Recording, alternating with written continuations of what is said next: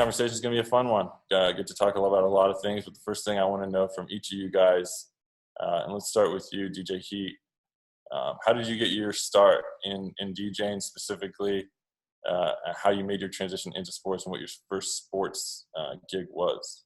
Okay, I've been DJing for almost 28 years now. I started when I was a little kid. Like, I knew since I was a kid that I wanted to be a DJ. My inspiration was surprisingly the Rump Shaker remix by Rex and Effects, because it has a DJ scratching at the end. So I used to like air DJ. So bought my first set of equipment when I was 13 years old, and just, been loving DJing and music ever since. I got into sports. I actually applied like 4 different times before I got my gig. I applied in 2008 for the Mystics. I applied in 2014. I applied in 2015. I applied in 2017. I almost didn't apply in 2017 because I was already tired from applying the last 3 times. But a friend of mine was like, go for it. I'm telling you, you're going to get it this time. So in 2017, I applied again for the Washington Mystics DJ position, and I ended up getting it. And then ended up becoming the DJ for the Wizards in 2018. So that actually was my start in sports. Like, literally my first gig in sports was doing, my first Mystics game right there. So that was pretty cool, considering that I was a ball girl for the Mystics when I was a kid. I was a ball girl during their very first season. And the year I got the gig as the DJ, they were celebrating their 20th anniversary season. So the first season of the Mystics, I was a ball girl, and their 20th anniversary season, here I am finally as their DJ. That's a fun story. Yeah, man.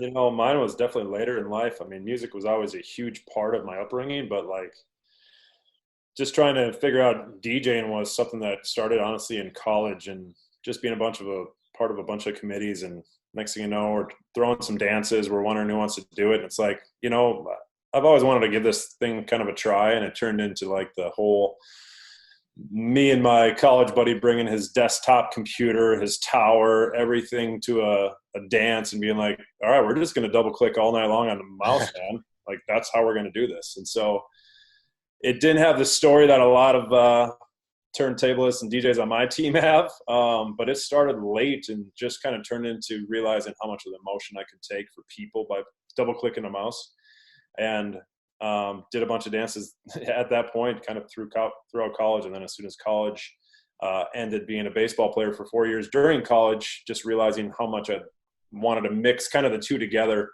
I applied to be the minor league team, the Fargo Moorhead Red Hawks, work in their game operations department, and pretty much did everything from promotions to music to, I mean, you name it. When you're in a minor league baseball team, you're kind of doing everything. But they kind of found out like how much I kept talking about music, and so I started taking over kind of the music portion of it, so somebody could do this stuff on the field, and ended up getting my first gig that way. And then from there, it's been honestly just, I know it's about luck. There's obviously some talent that's there, but it's sometimes just the moment. It's all about who you know at times. And, 17 years later, I've been doing the Minnesota Timberwolves as your music director.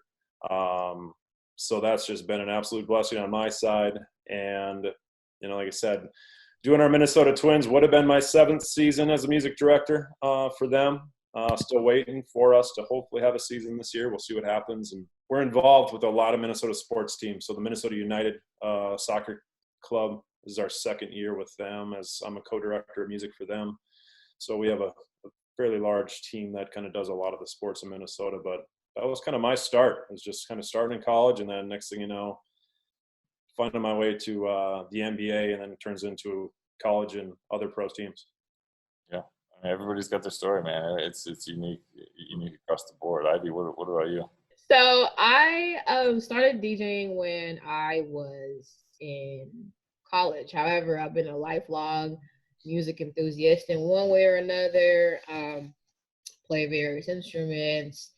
I might have a secret talent of holding a note that might come out here one day, or 2 or 3. Or I mean, I've just always been a lover of music, but also sports. I grew up with lots of uncles who kept me outside rebounding balls for them.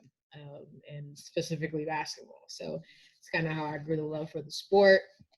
When it was in college, I worked in college radio, and the promotions director had to have a radio show, and I did not want to just be a presenter. So, I really loved Flex and Clue and Coco Chanel and what they were able to do on radio. And literally my motivation to learn how to DJ stemmed from that.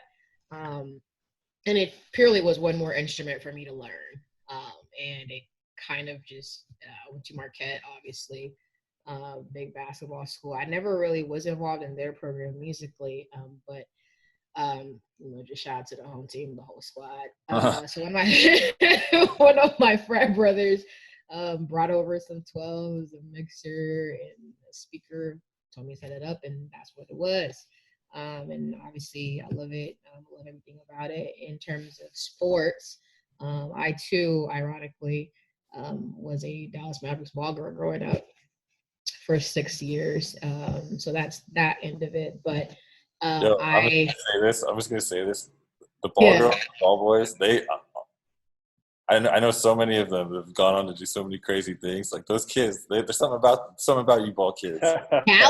I was like, what? There's something. We need to start, recruiting and doing something over there. Kind of like, turn this into a little bit of an industry. But so with that, in terms of sports, I this is a little known fact. Some people know it, some people don't. But I auditioned to be the Milwaukee Bucks DJ when I was 22. And anyway, that didn't end up working out. But I also made contact with Skylar Diggins Smith now, and started I was a DJ for her Shoot for the Sky tour for about 2 or 3 seasons. And during one of those seasons, the Tulsa Shock relocated to Dallas. It was the 20th, 3 years ago, 20th season of the WNBA. So I segued into being the Wings DJ then. And that's when I met you. Yes, that was the year that we met. That was neon. I'll never forget it. She walks in a neon jersey and big puffy blue frizzy hair. I'm here. And I'm like, I like your shoes. That was my conversation. I know who you are. I think I know exactly who you are. You're right. It's like, don't forget. But so I worked with the Wings for that season, and a good friend of mine who I'd known since I was a child and knew my love for the Mavericks and the team encouraged me to send a cold email to somebody over there and just express interest in either shadowing their DJ or being a part of their music ecosystem. I know that they had lost, and it would be remiss if I didn't mention this, but the late, great DJ was T, who was the DJ for very many years there in 2012, so I wasn't sure what was going on. Reached out to the CMO at the time, who was a PR intern when I was a blog girl, so that was not easy entry, but it was a great conversation, And at the time, she said that they didn't need a DJ, but she would keep me in mind. And 2 months later, I got a call, and here we are. So I'm also on radio out here, but yeah, just living every bit of it. In sports, I heard we were getting a team, so I just researched and stalked basically everyone who was being hired for the team at the time. At a time where it was about 8 or 9 people who were on staff, and it was just kind of essential staff, back or front of the house. And so I researched everybody, LinkedIn, Facebook, wherever I could find the information. And then Vegas being a small city, I would see who their mutual friends were and then go after them, be like, hey, I'm trying to get in contact with XYZ. Do you have an email for this person or that person? It wasn't really the easiest thing, but after about 8 or 9 months, I finally found someone to speak to about it. And I just hit them with just a dictionary of information on how I pursue them and ideas for the in game, for the warm-ups, for the goal song. And he was so impressed. He was like, okay, this is a lot of information. I just got here. Give me some time and we'll circle back to it. And thankfully he did. And that's how I got my first gig in sports, which was with the Golden Knights in their first season. Yeah, and again, I met you kind of through that channel. Also, with the Las Vegas Aces, we had taken over production of their first season out in Vegas and kind of helping them get started out there. And I think you did hit our 3-point channel, like every social platform possible. Like I use the exact same technique for the Knights as I did for the Aces.